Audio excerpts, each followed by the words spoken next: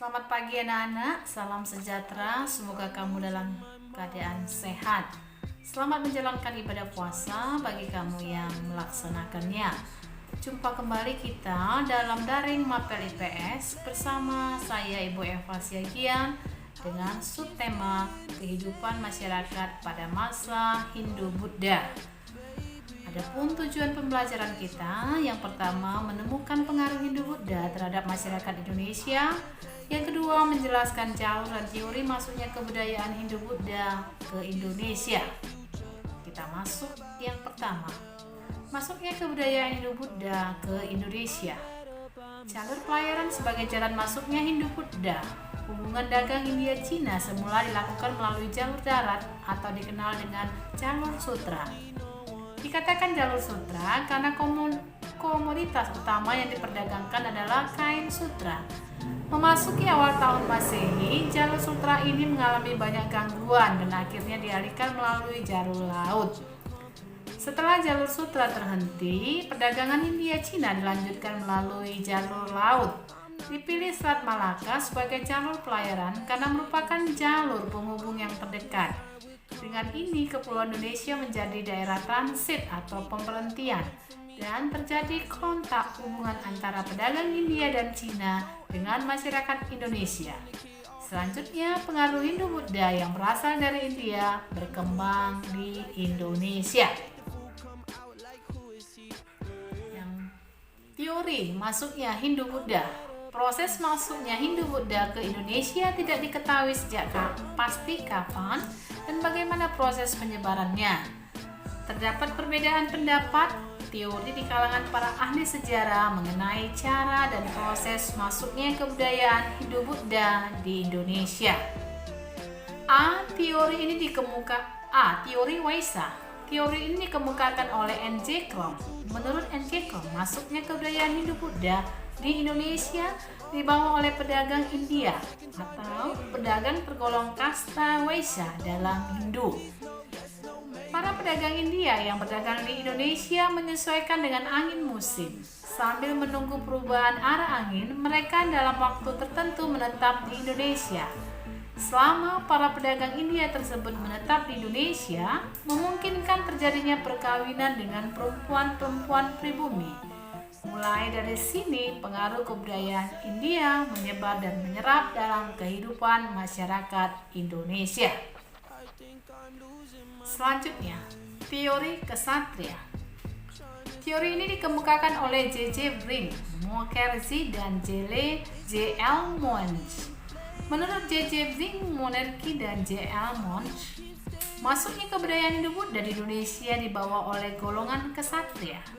Keturunan raja dan bangsawan tergolong kasta kesatria dalam Hindu.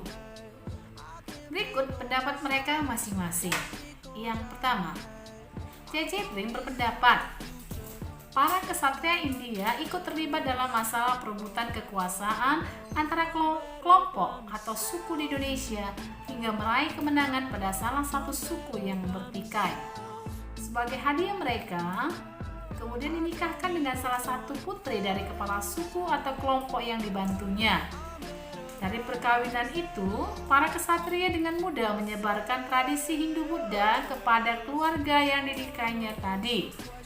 Selanjutnya, berkembanglah tradisi Hindu-Buddha dalam kerajaan ke Indonesia. Yang kedua, Mukherjee menjelaskan, para kesatria dari India membangun koloni-koloni dan berkembang menjadi sebuah kerajaan. Dari golongan kesatria inilah yang kemudian membawa pengaruh kebudayaan Hindu-Buddha di Indonesia. Yang ketiga, J.L. Monge menjelaskan, dengan menghubungkan proses terbentuknya kerajaan-kerajaan di Indonesia pada awal abad ke-5 dengan situasi yang terjadi di India pada abad yang sama. Ternyata sekitar abad ke-5 ada di antara para keluarga kerajaan di India Selatan melarikan diri ke Indonesia sewaktu kerajaannya mengalami kehancuran. Mereka itu nantinya mendirikan kerajaan di Indonesia. C. Teori Brahma. Teori ini dikemukakan oleh J.C. Van Leeuwen.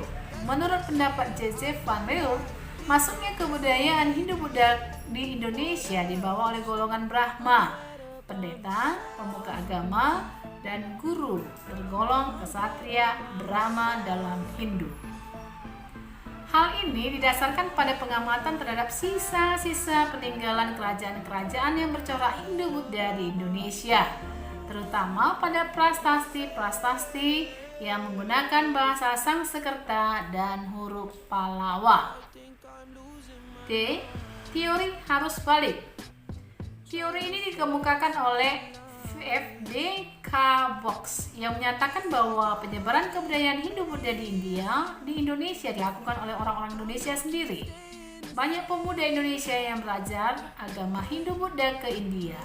Setelah memperoleh ilmu yang banyak, mereka kembali ke Indonesia untuk menyebarkannya. Kita masuk yang kedua. Pengaruh Hindu-Buddha terhadap masyarakat di Indonesia. A. Pengaruh dalam bidang pemerintahan. Sebelum unsur kebudayaan Hindu-Buddha masuk, masyarakat dipimpin oleh seorang kepala suku atau sesepuh yang dipilih oleh anggota masyarakat. Kepala suku ini merupakan anggota masyarakat biasa, sama seperti anggota lainnya. Namun, karena memiliki kemampuan yang lebih dewasa, lebih bijaksana, maka ia terpilih menjadi pemimpin. Primus inter pares. Setelah masuknya unsur kebudayaan Hindu-Buddha di tengah masyarakat, terjadi perubahan sistem kepemimpinan, yaitu dari kepala suku, sesepuh, digantikan dengan raja. Raja sebagai pemimpin tidak lagi dipilih oleh anggota masyarakat, namun diwariskan secara turun-temurun, karena raja dianggap sebagai keturunan dewa. Deva Raja dalam Hindu, Cakravartin dalam Buddha. B. Pengaruh dalam bidang sosial. Sebelum masuk kebudayaan Hindu-Buddha di Indonesia, semua anggota masyarakat memiliki tingkatan atau kelas yang sama antara satu dengan lainnya. Setelah kebudayaan Hindu-Buddha masuk, mulai diperkenalkan sistem kasta atau pembedaan kelas di dalam masyarakat. Kasta tertinggi sampai terendah masing-masing adalah Brahma, Ksatria, Waisya, dan Sudra.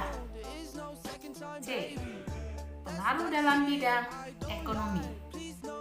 Sejak terbentuknya jalur perdagangan laut di India Cina, perekonomian di Kepulauan Indonesia berkembang pesat. Sementara mendapat waktu yang baik untuk melanjutkan pelayaran.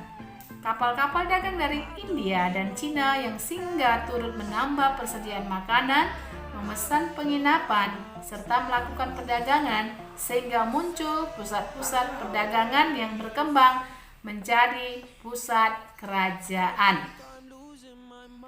D. Pengaruh dalam bidang agama. Semula masyarakat menganut kepercayaan animisme dan dinamisme. Seiring berkembangnya pusat-pusat penyebaran Hindu-Buddha dan pusat-pusat kerajaan di Indonesia, banyak masyarakat yang menganut agama Hindu atau Buddha. Meskipun begitu, sistem kepercayaan terhadap roh halus dan benda-benda yang dikeramatkan masih tetap dipertahankan. E. Pengaruh dalam bidang kebudayaan. Dengan masuknya kebudayaan Hindu-Buddha ke Indonesia, terdapat hasil alkulturasi dengan kebudayaan asli, yakni berbagai macam kebudayaan baru. Alkulturasi adalah pencampuran dua kebudayaan atau lebih yang saling bertemu dan saling mempengaruhi sehingga menghasilkan kebudayaan baru tanpa menghilangkan ciri-ciri khas kebudayaan masing-masing. Berikut contoh hasil akulturasi antara Hindu-Buddha dengan kebudayaan asli Indonesia. Yang pertama, akulturasi dalam bidang seni bangunan. Pundan, tempat pemujaan, tempat keramat. Berunda-unda merupakan kebudayaan asli Indonesia. Sementara itu, bentuk bangunan mega, patung-patung dewa atau Buddha, bagian-bagian candi, serta stupa merupakan kebudayaan dari India. Kemudian ketika dipadukan akan membentuk bangunan model baru, yaitu candi-candi. Misalnya Candi Prambanan, Candi Borobudur, dan lain-lain. Yang kedua, akulturasi di bidang seni rupa, pahat, dan ukir. Di dalam masyarakat Indonesia sendiri sebelumnya sudah mengenal seni rupa, pahat, dan ukir. Sementara di dalam masyarakat India sudah berkembang seni rupa, pahat, dan ukir. Kemudian ketika dipadukan, terbentuklah pahat-pahat relief di dalam candi. Misalnya pahat di dinding Candi Borobudur yang menceritakan riwayat Sang Buddha dengan latar pemandangan alam Indonesia berupa rumah panggung dan burung merpati. Yang ketiga, akulturasi di bidang sastra dan bahasa. Pertunjukan wayang kulit dan penggunaan bahasa Polinesia, Melayu merupakan kebudayaan asli Indonesia. Sementara kitab sastra Ramayana dan Mahabharata, penggunaan bahasa Sangsekerta, huruf-huruf Pallava, Pranagari, dan Dewanagari merupakan budaya India. Kemudian setelah berpadu, lahirlah pujangga asal Indonesia yang menghasilkan kitab-kitab menggunakan bahasa Sangsekerta dan huruf Pallava seperti Kitab Sutasoma oleh Empu Tantular, Kitab Negara Kartagama oleh Empu Pranca, dan Kitab Arjuna Wiwaha oleh Empu Kanwa, serta lahir seni pertunjukan wayang yang menceritakan kisah Mahabharata dan Ramayana. Nah, anak-anak, sampai di sini pembelajaran kita hari ini. Selamat belajar.